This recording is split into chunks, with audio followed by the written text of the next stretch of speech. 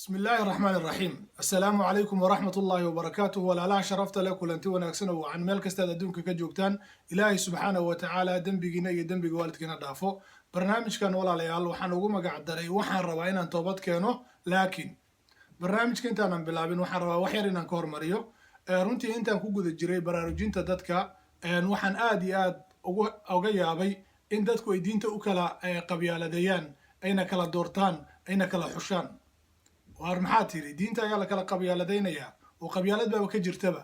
haa walaal diinta qabyaalada ayaa ka jirta tusaale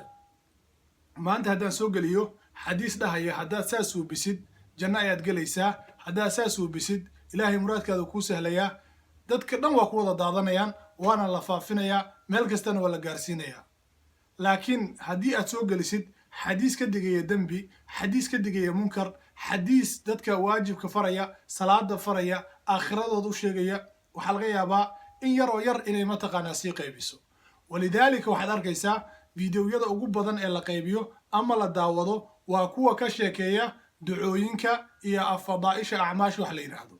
aad iyo aad ayay markaas saas darteed dadka wax sheegayana waxay u bateen inay dadka usoo xulaan waxay dadka jecel yihiin diintana saas ma ahan ilaahay subxaanahu wa tacaala diintan wuxuu ugu talagalay in ayada dhan la wada qaato ilaahay wuxuu leeyahay udkhuluu fi silmi kaafa diinta oo dhan wada qaata ma ahan diinta in aad kala qabyaaladaysid oo aad saas u xulatid oo istiraad wallahi kan muraadkaada ayaad ku gaaraysaa kan kalena xoogaa mataqaanaa waxbuu kaa reebayaa ka tag ma ahan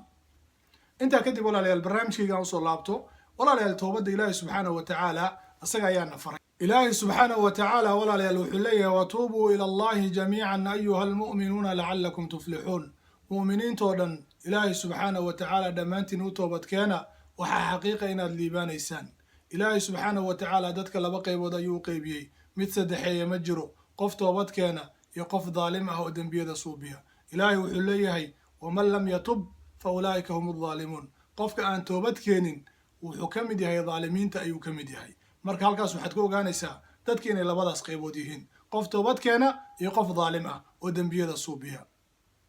xilliga aanu noolnahay walaalayaal dhibaatada waxay naga soo gaartay dembiyada ayaanu yaraysanaa oo qofku waxaad arkaysaa dembi intuu galo ayuu wuxuu leeyahy waxaan maxaa ka macno ah dembiyada intaan suubino oo aan dembiyada dhayalsano ayaa xataa waxaanu gaarnay inaanu niraahno qofku wuxuu ku weydiinayaa dembiga ma dembi weyn baa mise waa dembi yar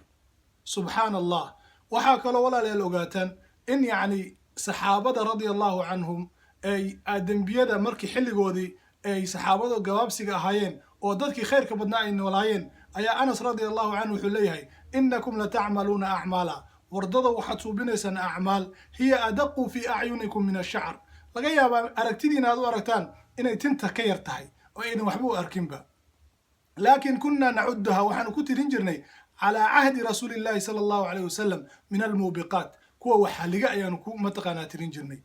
ibnu mascuudin radia allahu canhu wuxuu leeyahay ina almu'mina mu'minka yaraa dunuubahu dembiyadiisa wuxuu u arkaa kaannahu qaacidun taxta jabalin asagoo buur hoos fadhiya yakhaafu an yaqaca calayhi buurtaas ay kusoo dhacayso uu ka baqaya inay buurtaa kusoo dhacdo ayuu dembiga qofka mu'minka u arkaa wa ina alfaajira qofka faajirka ee faasiq ahna yaraa dunuubahu dunuubtiisa wuxuu arkaa yacni asagoo daqsisankiisa ka leexinaya oo saas gacantiisa ku yidhaahda ayuu dembiyada u arkaa marka walaalayaal waxaad ogaanaysaa khatarta ay leedahay dembiyada la dhayalsado culummadana waxay leeyihiin oo ay leeyihiin qofka hadduu mataqaanaa dembiga dhayalsado uusan ka xishoonin ilaahay subxaanahu wa tacaala xuduudda ilaahayna ilaalinin waxay noqonaysaa dembiga yar ayaa wuxuu ku noqonayaa dembi weyn bal waxaa lagu tirinayaa dembiyada waaweyn saas darteed ba waxay yidhaahdaan ma jirto dembi yar oo la daa'imo oo mar walba la suubiyo macnaha wuxuu noqdaa dembi weyn ayuu noqonayaa dembi weyn oo laga toobad keenana ma jiro macnaha marka dembiga weyn haddaad ka toobad keentidna ilaahay subxaanahu wa tacaala uu kuu toobad aqbalayaa